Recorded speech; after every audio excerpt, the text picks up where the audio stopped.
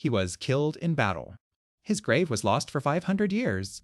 He was found under a car park. On the 22nd of August, 1485, Richard III, the last Plantagenet King of England, was killed at the Battle of Bosworth Field. His army had lost. The crown of England changed hands to Henry VII, the first Tudor king. The Wars of the Roses ended that day. Richard's body was buried at Greyfriars Friary in Leicester. When Henry VIII dissolved the monasteries in 1538, Greyfriars was demolished. The friary's grounds were built over and built over again. The location of Richard's grave was lost. It stayed lost for 527 years.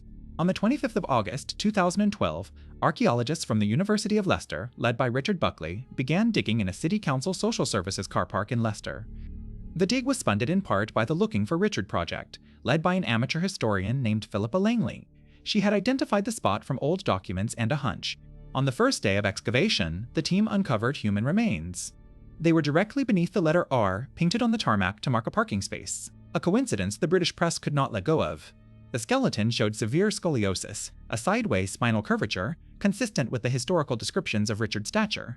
It showed 11 wounds, 8 to the head, 2 potentially fatal, a halberd to the back of the skull, and a sword thrust through the base of the skull into the brain. Radiocarbon dating placed the death between 1450 and 1540, consistent with 1485. Stable isotope analysis of bone collagen showed a diet rich in seafood and game, the diet of high-status England in the period.